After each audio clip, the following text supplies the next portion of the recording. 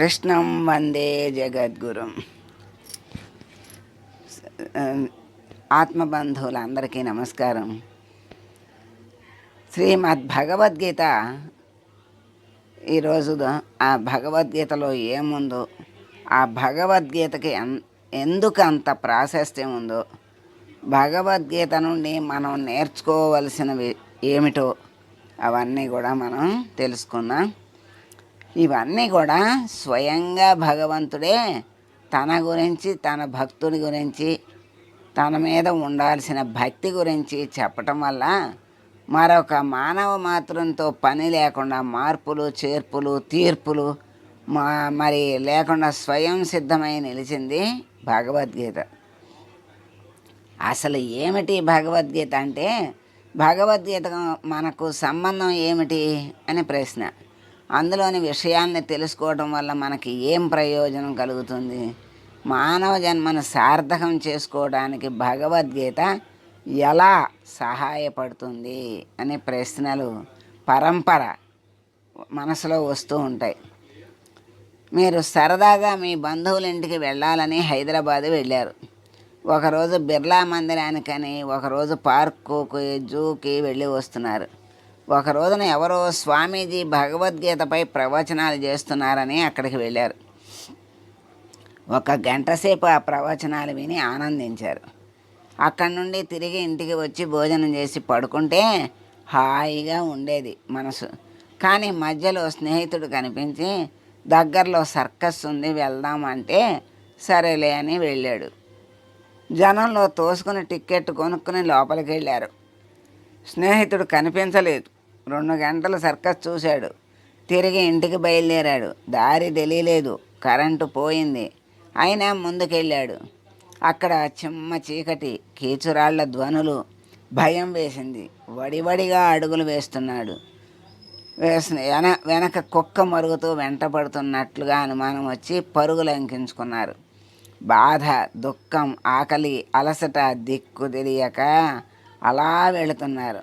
అలా ఎంత దూరం వెళ్ళినా మీ బంధువుల బజారు రాలేదు. కనిపించిన వారినల్లా అడ్రస్ అడుగుతున్నారు. ఎవరూ తెలియదు అంటున్నారు. చివరకు ఒక ఆయన, ఆ ప్రాంతాలన్నీ పరిచయం ఉన్న వ్యక్తి తటస్థపడ్డాడు. ఇదిగో ఇటు వెళ్ళు, 1 ఫర్లాంగ్ వెళ్ళిన తర్వాత దారి చీలుతుంది, ఎడం వైపు తిరిగి సరాసరి వెళ్ళిపో, మీ బజారు వస్తుంది అని చెప్పాడు. ఆ దారి వెంట వెళ్ళి ఇల్లు చేరుకున్నారు.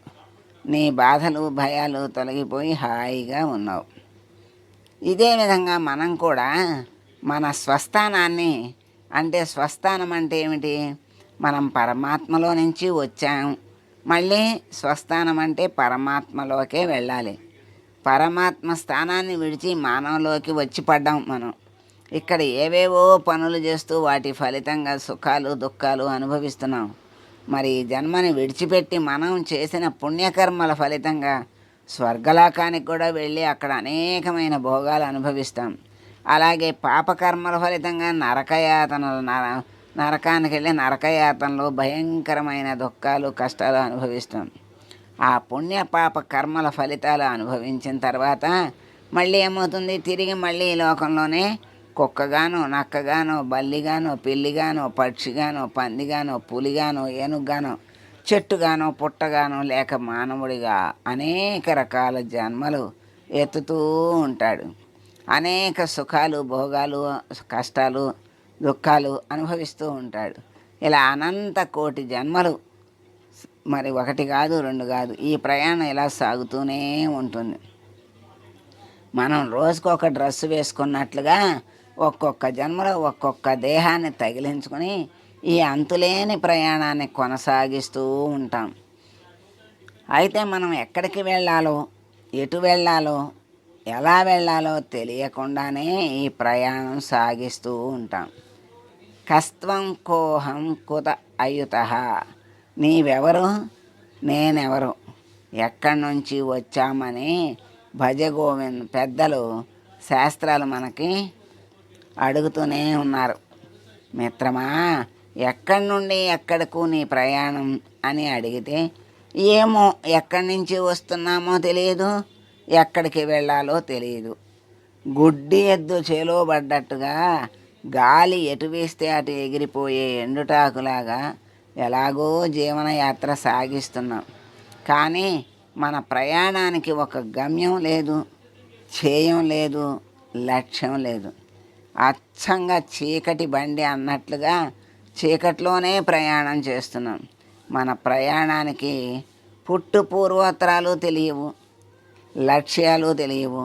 పెద్దలు చెప్తున్నా, శాస్త్రాలు ఘోషిస్తున్నా కూడా మనం మాత్రం కుంభకర్ణ నిద్ర నుంచి మేల్కోవటం లేదు. ఇలా దిక్కులు మరచి దిక్కుతోచక చీకట్లో ప్రయాణిస్తున్న మనకు అన్ని మార్గాలు తెలిసిన స్నేహితులిలాగా భగవద్గీత మనం ఎక్కడి నుంచి బయలుదేరామో, ఎక్కడికి వెళ్ళాలో, ఎలా వెళ్ళాలో అన్ని విషయాల్ని చెప్పి మనల్ని చెయ్యి పట్టుకొని మన స్వస్థానానికి నడిపిస్తుంది. సమస్త దుఃఖాల్ని అంతం చేసుకుని దుఃఖం లేని ఆనంద సామ్రాజ్యంలో మనల్ని ఓలలాడేటట్లుగా చేస్తుంది. అయితే మనం ఈ భగవద్గీత అనే స్నేహితుని చేయబట్టుకొని వదలకూడదు. ఎటు నడిపిస్తే అటు నడవాలి. ఈ విధంగా మానవుడికి తన గమ్యస్థానం ఏమిటో తెలియజెప్పి అక్కడకు చేర్చే స్నేహితుడు గనక భగవద్గీత మానవుడికి సంబంధించింది, మనకు సంబంధించింది. మానవ జన్మను సార్థకం చేసుకోవడానికి ఉపయోగపడేదే భగవద్గీత.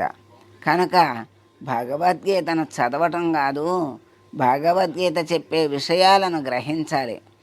ఈ లోకం మనది కాదు, ఇక్కడి వస్తువులు మనవి కాదు, ఇక్కడి దుఃఖాలు బాధలు కూడా మనవి కావు. ఆ బ్రహ్మభువనాల్లోక పునరావర్తినోర్జున అన్నాడు. ఈ 14 లోకాలు కూడా మన మజిలీలే.